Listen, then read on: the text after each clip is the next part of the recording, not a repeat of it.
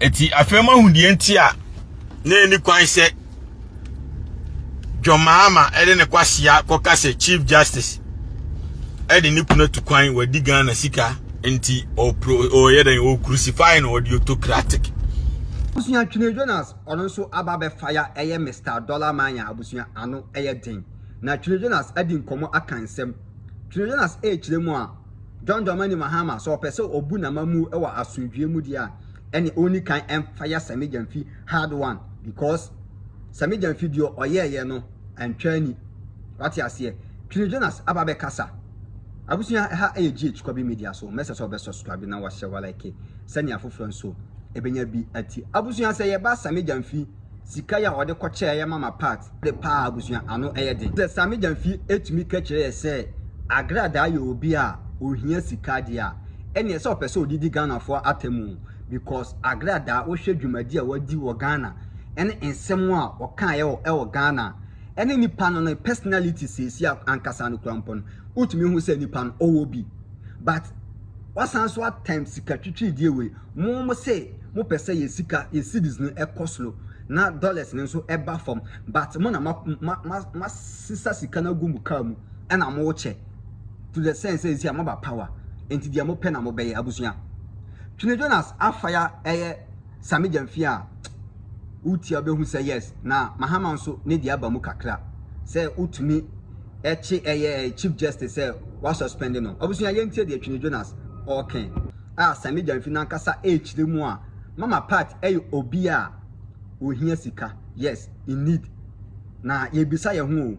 agrada enam ho no den na kire se oyemobo den na kire se ewo se obi eboa no wo Sammy Gyamfi ukotan sika twitwi die we ede ema no abra at the same time no wo party member bi nso abep slow se mame 10,000 Ghana cedis na me fa koye den entua me school fees Sammy Gyamfi ka kire say within 3 months ni ye entua na ka enti oni sika but wonya dollars e de akwa eye agrada abusuya ano eye den Twene Jonas ababe fire go ni so uti abehu say yes Twene Jonas nani abre ti se de da bia mo no eti afema hundie ntia na ni kwan se John Mahama ede ne kwasia kokase Chief Justice ede ni kuna tu kwan wadi Ghana sika enti o yeden o crucify no the autocratic na me catch us heaven na mu na nyame hye broni heaven na mu ni glass nkwa because mu nyina mo yeden mo ya akronfo because mu nyina mo yeden mo ya akronfo enti ke o se o yeden o the evidence na the comma court na court to crucify maame no o mfa autocratic power enunti na court for no ye from de ai for judge for no ye from atemuafo because omune buaten John Mahama wu muaten we government enti say Chief Justice wo de was suspending because of the taxpayers ayeden edene ne ma ene ni kunu atena kam ana matena play mu kwa bridge akwa di holiday the same way na was also suspending Sammy Gyamfi because of the taxpayers money akwaje nice Range Rover SV autobiography and wasisa taxpayer dollars ediegu car no and onam no chema kronfo agrada ye kronfo unim se enyam kura no magimi ankasa America so the prison agrada ye kronfo enti the same crucify autocratic power no by Monday na Sammy Gyamfi has not been suspended and me to nyame minimum be wu koso ya boa ntina we ye mampanyina eni kwan se wo de ope suspend obi because wonye judgment obi adiboni e se wo de ne court omo abetima suspend omo ye ministers ne Sammy Gyamfi mo enti esia no the same treatment amode ma me ne fam na Sammy Gyamfi na mfm so no jimi na okeka nkwase asem no the same way na Sammy Gyamfi no so akodiska mo mfa ne mfa the same crucify no ti ya mechem no the same way na mo mfa ne mfa the same crucify no enti NDC fo mo wana mo kasem Sammy Gyamfi ji akatua muni twasere ma me ne de no onye akatua ma me ne de no onye akatua muni twasere MPP form one maame no ogie aketua ya fenzen chame jamfidi akatua nti de na katua na de ama agrada munni twa asere ma bananu ya mu the gold board aba me kura ma beda ma se a very good initiative. And the gold board na mo de aba no a very excellent decision ma make. And it is en kama koye den ma stop illegal for no mo mfa gold no nko China bio na o mo de farm ho what you say na munya gold no hu sika na me ka cho se heaven na mu na nya misha broni anya fe na gold ni sika ni gu Sami Jamfi ni NDC for ni ka boot no de akesem o ese ka gold sika no mo ba kuro biam no ma organize youth no na youth no Ghana youth no ma organize omo youth no bia meje $10,000 in cost start na brabo it is $10,000 na wo sisa ma agrada am no the best job was in Sami Jamfi aboa wo de ye ni say wo sisa ma boys na mo bre na omo ni djuma bia di omo ni nam Ghana ho no enti wo the taxpayers money no wo sisa ma omo obi anyi no fa starting abrabo that is the right thing to do enye kronfo ba ono awia enipa o Ghana no ma wawia wadupu nipa dani sikani wadupu nipa robu nipa dani sikani na wo sasesa ahiafo taxpayers money koma no se oni ensanka ho what ya say magimi dodo dwomama woni twasere 2 million uni chabasre odi emema Tuesday now suspend it Sami Jamfi am donya me no bewu because e wo power ultimately suspend Chief Justice mua ultimately e de o suspend na abra won fa nko court ma court nye judgment na wa jimi kwasia wo ba wiase what say mampanyini ye judgment da mampanyini autocratic government na wo ye no e moa mo obi di boni afa no court obi di boni a mahama mfa wo pe megimi ese na we judge me ya sisi ade mo ye no ubema letter commission NDC free list no so na no me be chechire mu arms of government executive legislature and judiciary enti se me di judiciary ni di agro sisi ano John Mahama kura no sa sika ya Sami Jamfi awie di agu ne kama wo chenti court common security court bit ma suspend John Mahama common security court bit ma charge John Mahama what I say enti se mono o ma ye madwen se magimi abra maba na anu ya enka 4 years kura mu nkomu kota 4 months peno ma start be ya kesesem ma start be to yesi kanagu ma start be kire se magimi kura chen MPP fo a yate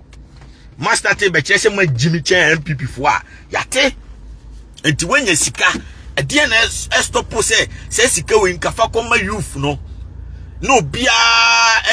Ghana fo anto aba ma mo say mo fa sika ne mesom twu enti na me hu John Mahama de ne kwase agina ho me supply pad abiku na no ye ma hi won 292 million de ko supply pad adentina simple solution pad no obi ahia ema ne hia entity pad company taxes so na ema no bi adwuma ma youth no say sika fa bi factory ni ya employ make sure say ya employ youth ni nyina nipa na nya adwuma ya aboso nyo be yi na katua ni bi akoto pad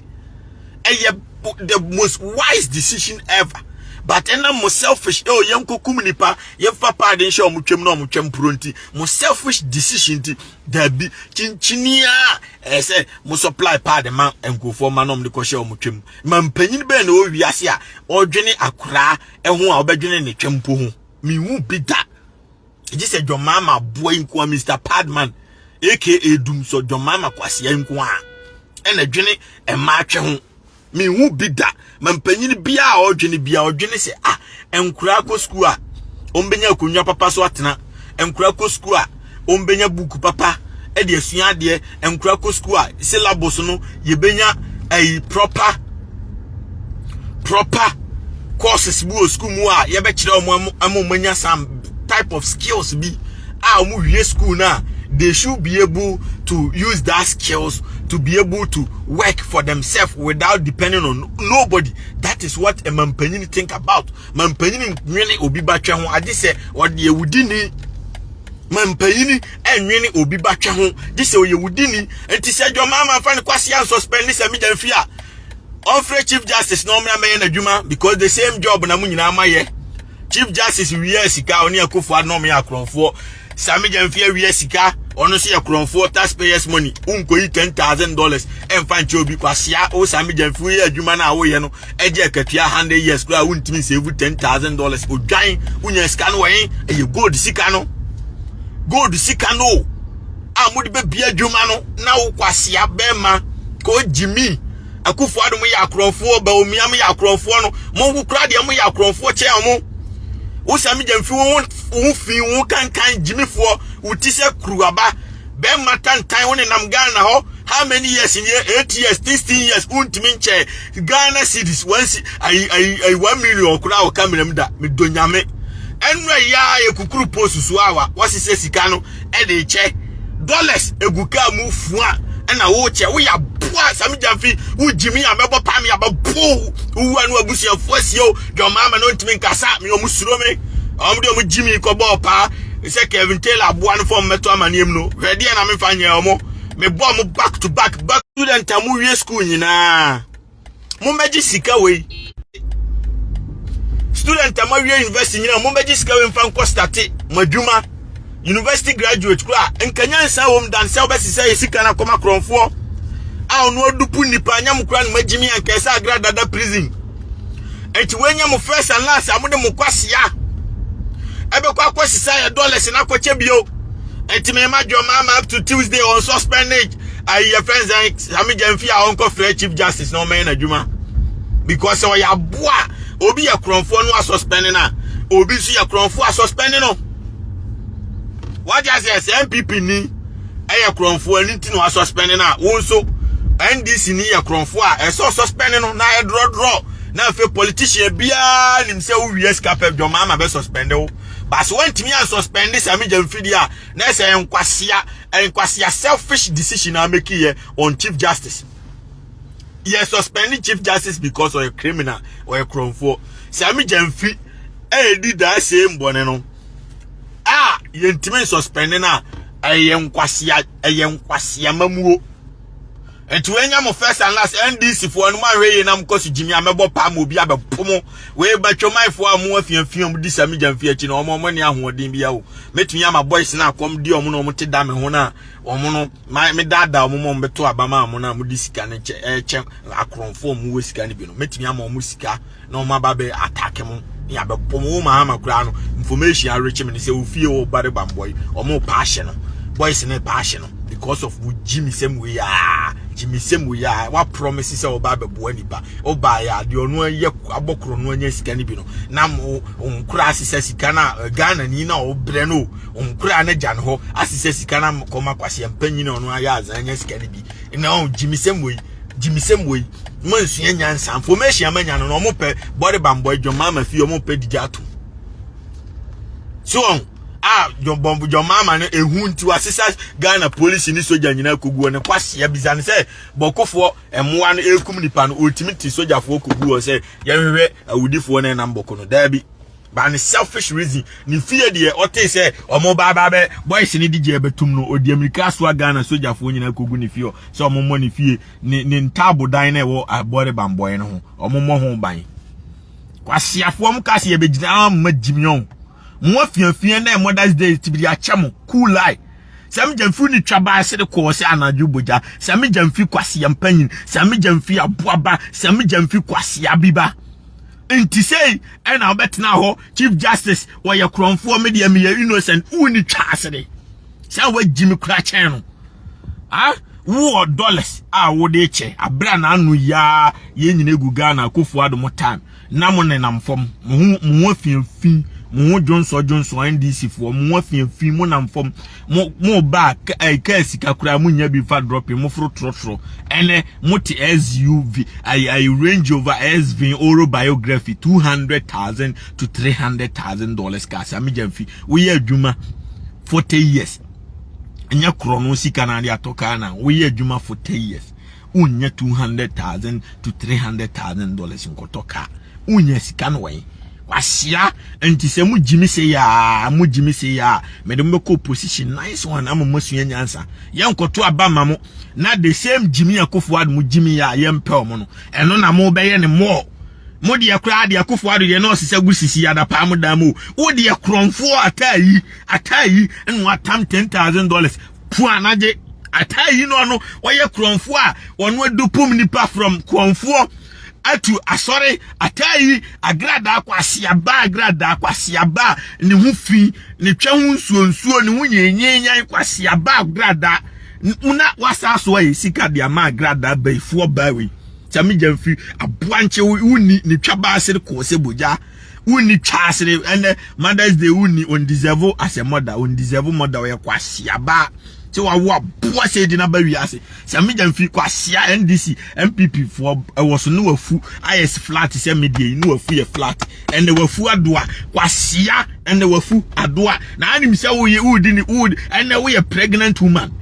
Dina would do one bro, and now we are pregnant woman because we don't seven kum no 9 year from Yesicano, we don't seven kum any or 9 year from Yesica, a bunch of unit chassery, we Ibrahim Mama, Coquedilla, Quasia, Jaisa, my bloggers, and not Scasso Munima Terminal. Yes, I made a member also serious attack. No information, I'm the 2 hour testament to be a bejato.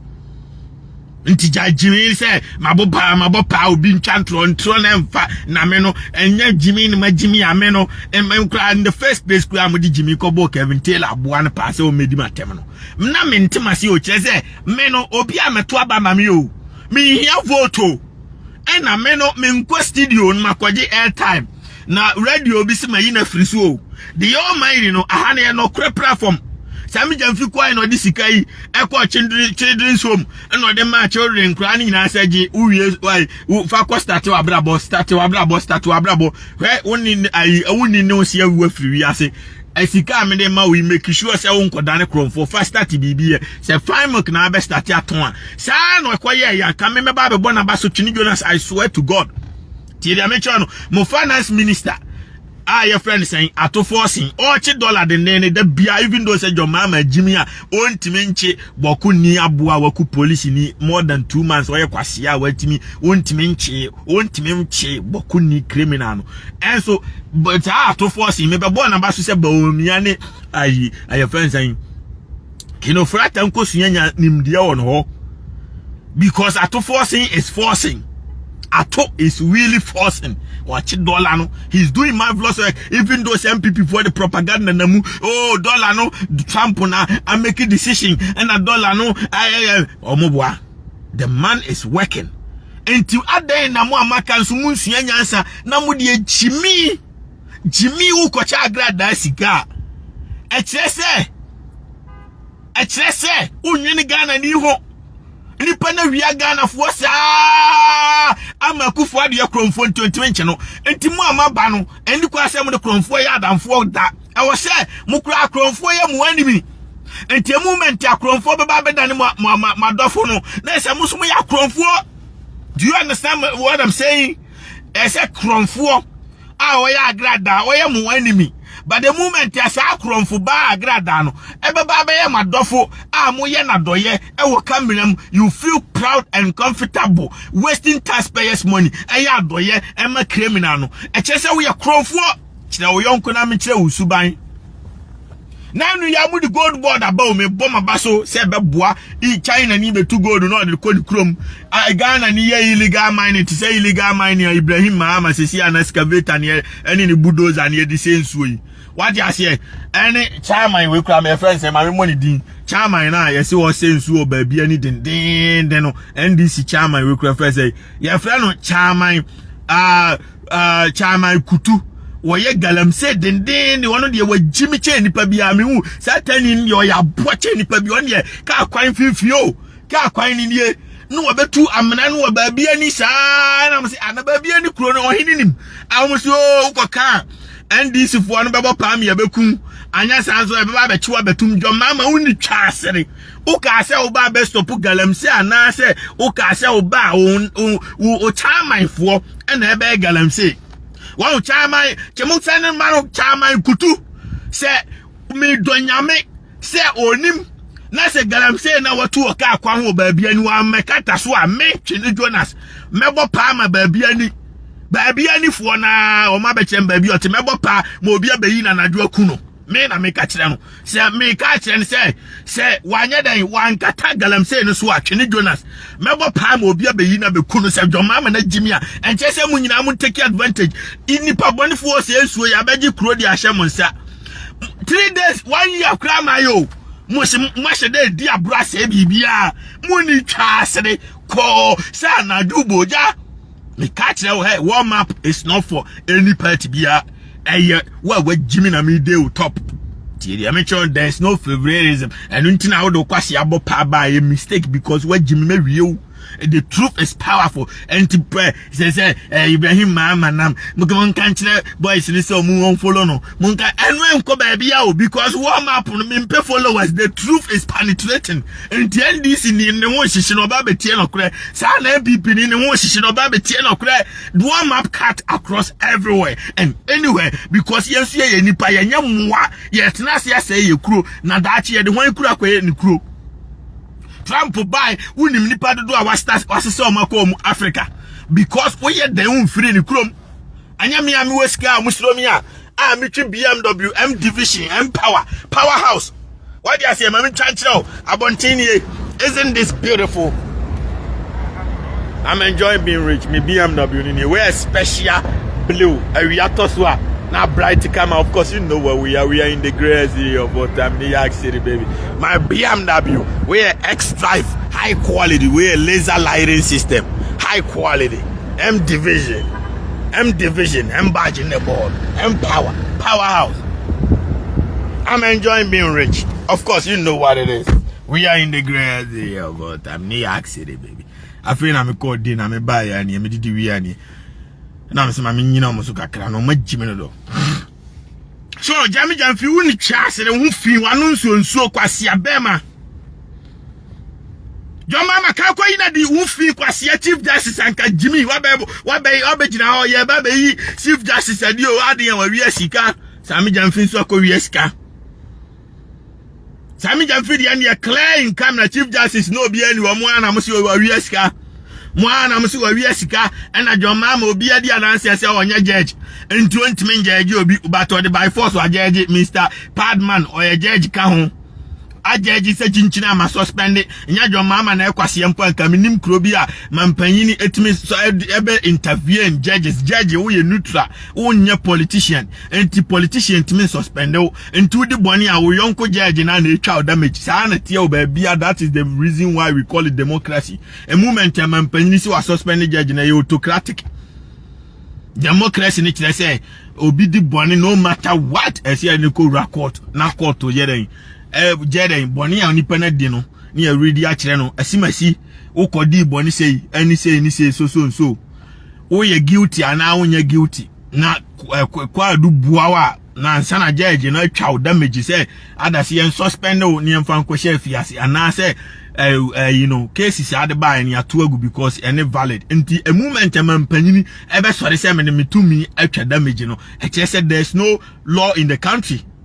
nti se si am no kasai sami jamfikesi se anya autocratic ene wo Ghana se si a Mahamadi banke wo say yede court ko provide evidence extra court and senior timi suspend sami jamfi ba Mahamadi ne pe a suspend chief justice dia anya we so fa ne pen suspend no chief justice no before say obetu no e say the evidence come court na court yen hwehwemu ni e hwe say the evidence amode abanyina e nokre ansa na court suspend e ba say adwoma makura wo hunya hi electoral commission town judge bia town obi en town because obi en say we democracy follow law what I say but we jiminti wo de wanim pefe da bia na chief justice ye hantema me no no nam radio so ye ba yi no ame no ye be ye say no mayi no entiesi a won so nipa ko wi asika ko yi no na afi no yehu se obi obewi asika bia mahama be diile no esi asika sami jamfi che no mahama aban no onche sika. Ghana government does not permit anybody so on say sika makronfo Ghana government nti obi adi sa abone na dwama crucify no ne ehwe se wantimi a na se wo ya boache nipa bia because MPP ni na odi adwuma na dina sa na NDC ni afadi no simple memeti ya me ya mahama se me chief justice me autocratic yin man fa na court because under constitution no obi a will right as a human being say the moment ya wo be suspect so a criminal na so den ko record ofre police ni abeche ntina ko ofori me ma example weekends ko change so we obi $50,000 o man ntimi ankukuru na anko Mahama fie no oda fie because one put to me so obejeje obi chief justice nkwano de by force jeje ye onti ase ade ne koma judges ada se circuit court ana se bia yenya supreme court bia ebe ho bia de ni wura ho na court no ama nipa kro na a o se obo ne kwadu mi akoche no aba na ye de omire ni na agina ho ni aye judgment ni wi a kwadu ni bo ko foria ni a sentence no say o so come 20 years a judge na be judge enya John Mahama tie movement a John Mahama be judge na e autocratic sa na mu di autocratic too maame no enti sa autocratic mu fan tu Sami Jamfe because court of law sa na tie ntina Akufo-Addo munim law da bia no mko court because munim say sa na constitution say John Mahama nkwan ye mko court ye de buga ebetu obi a sa na moba Sami Jamfe so asesa isika no de che kromfo a munko na munkotu no simple assembly ani kromfo show me your friend and I'll show you your character wadamfo ni agrada na otimi tam dollars egu car boot ebigu boot na ebigu passenger seat back seat na wo sisa e de cha bra wo Sami Jamfe hu fin wona mo 8 years ago 10 years ago hu fin utiri kura nya sika nkoyi ene ye to aba ma less than 1 year wasisa dollars go Range Rover brand new tear rubber che unya sika no wan ade adwuma na wo ye bisa judge so mugu court o ma ye judge 30 years o mbenya sika to Range Rover and o mbenya $10,000 di akwa akoche obi what you say o mbenya dollars egu om kam di adwuma na Sami Jamfe ye o ye director of Gold Board CEO of Gold Board ntikoko ni sika na osisa de ye hwehwe ne mu ene akasesem osisa che so enkwasi asem sei no anya NDC ni ya no fin wanya data 1 CD no defend mwa we me u defend omo a ememente Ghana o metidie mu meti BMW mu se kwasi ampanyini a o no hwe kuro we so no wasisa esika wasisa America fo sika de chank o mu hu nyansa mi adwuma na o mumma yenya bi nye what you say enam so mu nim nyansa nti o mu sisa sika ne nche yo o mu de sika no eboa omo maame ne mbapa awunyanka nti ajanka wa America yetua ne ka kopim tam obenya 18 years ti ya mecho no ajanka wa America yetua ne ka bosumi bi kopim tam obedira 18 years obi wo no ne papa wanya papa o aban de sika no de be ma agrada no what you say asisa sika no e de akosisi dan banglo no de nipa na gum nti kaya yofo ntafo moa na egu kedetia omgu bridge ase won kran ho no omkoto abama adwoma ma so omkrom ni no enka sika no onsisa ma Sami Jamfe so onsisa nche onsisa ntum kom de besisi banglo de sa ntafo moa na egu bridge na ase nyina akogum say be ya because nipa nkwa is the most precious thing on planet Earth and they value human being life yensi se sika no koma kromfo ti sa agrada ye de sika no be den ye de be besisi banglo di ama ahiafo mu ni ba bite enu nti wo bedura brochira unya de ehia se enu nti na abibifo moa ni nyina ba na omo ware na agu no because oba ne be ma ko akura sika on because bosumi bi akura ni sika ba na bibini ya abo nti ono abekọ akopa adwuma na ode akura ni sika se egu ho na daache odi sika na ma akura te se de broni bi obewo ne ba bia sika aban de ma no opale gu o se anti broni benyini 18 19 wa wie school no $1 million go na council bibini aboa de akwaduro nti onko adwuma na oda fie na akura ni sika no eno na oje na ode ede to aduane di enti da bia na ntokwa asi ti ya na oba na pambe ma na si abonten because oba na pesika na je be ma na pesika na je eno nti na bibini aware yenye ye wa abruche no because aban ni ma nkura ni sika na aban ni be sisa de ai show off ti se Sami Jamfe kwasia no esisa de ma agrada o ye kromfo no aban o wa America no esisa se sika no na odi ayeden na odi ama omo ni bie e wo kromu a enu nti Europe ba bia abeko bia sa na tie unya wo ba you don't need to worry say akra no onya aduane ni dabi there is a system asika Sami Jamfe aboa no e chicha di check agrada kromfo no sa system no ya policy sika na gua friend full stamp aye de mahiafo mu ni bio na omako di emfa nkoma agrada o less than 20 gu ni fie o yemfa nkoma agrada o tender press tender TV a wadupu nipa nya ska wie ndada no dabi ye de koma hiafo no na sa agrada na waye ye wie no kra na aban ne hante no na waje sa akro no sika ni bi no de abe support hiafo no nanso nye sami jamfia boy sami jamfu ni twasere sami jamfia wo ya boa jomama Mr Padman aka Dumso me donyame say Tuesday na won suspend sami jamfia me no be wu ha me na me ka kire say wo ko mo di Jimmy Kobo Kevin Taylor aboa no pa me promise him say da bia me be bring back to back how many days ni he ti say na magic enti afa mu te wona musu mo NDC for ma pretend say mo ya mo anyansa ni muti muti Ghana wo munim say Twene Jonas obi ani ho ani tipen ne me enye ni tipen ne me na mama boa we sika maba power nti sika jomama kukura manti on office or somebody says sika na chicken change ntimi to petrol mu me empower no ntimi to petrol mu bi me beast no me V12 ya metimi BMW M division we ntimi to petrol sika jomama so ama aboa no ntimi to petrol enti aboa ni jimi no e wo say mono mo be fast beka say hey Twene Jonas de menko ho na mo silence no da bi mo tena ase e ma ne bo empty threat me deport no me nam Ghana embassy akira ambassador no NDC ni osuro me ntimi pie wonim se me number 1 me ba me hu no Ghana embassy to New York ohu me anopai oni ni police fo nyina mo suro me ntimi pie mo hu me ano ma doje enso aboa te say Kevin Taylor post nkura no ono not them because your mama buana sister taxpayers money amano and say TV man into Jimmy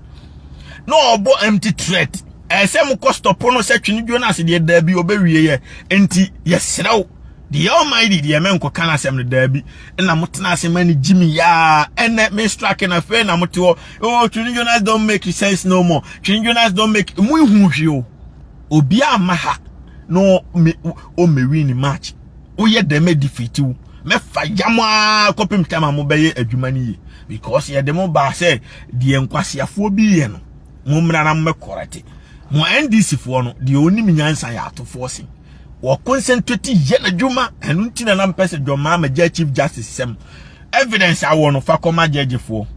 na yiwani omo abetwa damage no etse wa obi aba be wi abode wa wo china wode no koma court wi a wi wani court na betwa damage na ma ho le wote wa court na be fro se mo mra na ye bedi asem ni date sei date ni time ni so akọ ukoduru ya na etwa damage am nya wo na wode wani mu ebe create atamfo ama because imagine say sa judge for no mo na declare winner of election bi awa America class anete and see ano mu Jimmy autocratic sema mu Jimmy no mu ko ye beduru abato na say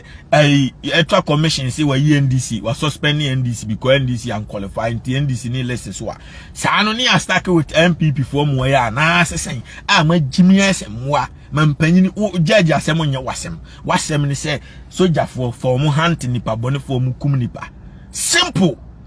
na fe no wo 24-hour economy concentrate na ya de no wo hu ne meche no na ya adwuma NSN ka wamfa wo Jimmy anko suspend Chief Justice anka case we ba yin ka me kramba be defend say omfa sami jamfin court but see ano wa kire say wo na ya judge wo Ghana enti court bi anya adwuma wo na wo dwoma ama na ya judge wo judge si Chief Justice judge sami jamfi kan yi na di kina wanyi na back to back e be ba no be gi hit na until say mo amu say yes sa nkwahia pa mo boy na adimunya NSA Ibrahim Mama onama obi anim so koke dealer first no na ma obi abu no en obi anim so koke dealer sa ana mo penya sanka mo nkotu esika ma aboa no na o ma mejimi en obi anim so e galamsey because bulldozer boys no mo papa nsu papa ya aboa no o ma na de videos share say Ibrahim Mama mfidie ni o ene ye de papa ye de sensu no enti NDC 40 say chairman kutu ya me se mebo pa mo bi akukuni one na yiri nyina e galamsey ewo baabi ani omo se ka kwan a akufo ado mommoa na timi ay kakra ma ya amukọ no na mo no nso amoba ya amudi galamsey di ka kwan na sinya wa bodam na kwase woni na miase ye den memo bi akuku na na ye flash case da busu amfo pa omo nsu ewu emfame omo nsu koto moja sa kwase na excavator nyina excavator wa bon de den a omo ntimi mpa yin na omo kwaje machine free Ibrahim Mama ho na sa no yesi yempa kromfo yenkofa ni papa fo na mo meboa ya mo ba ya mo na mo bewie sankwase asemu anyway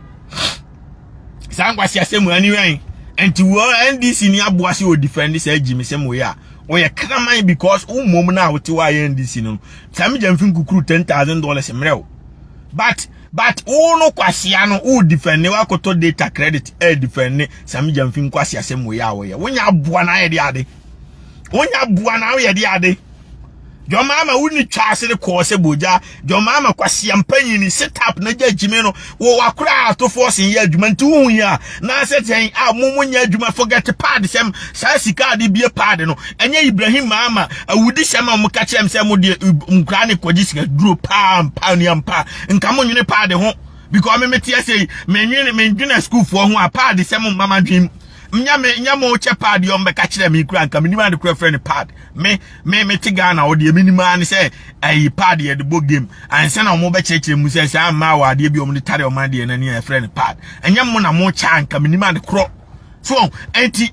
mampanyini a enya sacrifice sema nka o de pad ye de ade an akiola ne bo de ne approaches ne bo de ne exercise book ne board nene mampanyini fa no hoka na forget pad nya na ade bibi kwhye obi batwem na ne twa pro na fe no unu anya sika enyansa bia ne mukum nipa na de ne manya afrim anti pad no a wajibi no fa ko me o pa to twene masa mfa so ani so ade a be di unya de pad a wo de ya nipadua te se tawo sapo pad ene aduane a wudi ema obi mfa mechew da bia wa akoto ade a obi di bechew ade ya wo no eya na ye rituals ti dia mechew no ti se sapo a di dware obi di bechew obi di semina bechew obi di ai brush di twitwi esen bechew obi di pad bechew sa no man menye wa akopa adwuma ye na pekoto bi sa no man menye sa no ma ye de ye ho no na abosomfo ne rituals won use se me mo an ka kire me enti sa no ma ne menye obi de be chewa menye ade a agi moja on se utwutwu sia moja ba na pad no moja na eso ne gum sa wo enti moja na ekonyina no na jo mama mu yeye mo na omu NDC enya bambo tumi akese ebedi o ma busunya we suye de eye Twini Jonas ono so ode tudwa o fire air kansem abusunya se one Twini Jonas eye adwene a mami hu wo comment section ho uwie nso a message so be subscribe to your channel no send update bia nso etomu a wonso obenya bi ati abusunya kete wo se enye dodo nwura makra bye bye.